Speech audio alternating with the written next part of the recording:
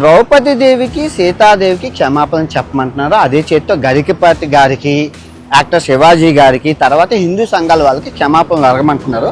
వినాయకుడి సన్నిధిలోనే నేను క్షమాపణలు కోరుకుంటాను. చెప్పే ముందు నేనేమన్నానండి, ద్రౌపది దేవిని సైంధవుడు కీచకుడు బలాత్కారం చేయబోయి చచ్చిపోయారు అన్నాను. బలాత్కారం అంటే ఇంగ్లీష్లో ఏంటి, రేపు. తర్వాత సీతాదేవిని రావణాసుడు ఎత్తుకెళ్ళిపోబోయి చచ్చిపోయారు అన్నాను. అంతే. ఇక్కడ చీరలు కట్టుకున్న వాళ్ళు ఆ మగవాళ్ళు ఏది చేస్తే వాళ్ళు చచ్చిపోయారు. ఇక్కడ 60,000 రేపులు జరిగాయి. సో వీళ్ళు ఇంకా బతికి ఉండి బిర్యానీ తింటున్నారు, మీరేం చేస్తున్నారు అని అడిగి అక్కడ సందర్భం. కానీ అక్కడ అంత చెప్పే ఛాన్స్ లేదు. తప్పు జరుగులేదు కాబట్టి క్షమాపణలు కోరుకుంటాను. అదే తప్పు నేను ఒప్పుకుంటున్నాను కదా.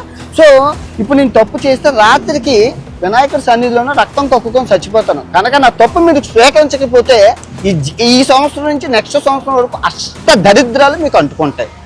ఛాలెంజా వినాయకుడి మీద ప్రమాణకం చేసి చెప్తున్నాను. నేను తప్పు చేస్తే ఈ రాత్రికి రక్తం కొక్కుని చచ్చిపోతాను. కానీ మీకు ఈ సంవత్సరం 26 అంతా నాలుగు మీద మచ్చలోనే అష్ట దరిద్రాలు పట్టుకొని సర్వనాశనం అయిపోతారు.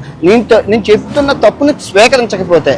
2, గరికపాటి గారికి టీషర్టును జీన్ ప్యాంట్ ఆడవాళ్ళు వేసుకుంటే నచ్చదని అంటున్నారు.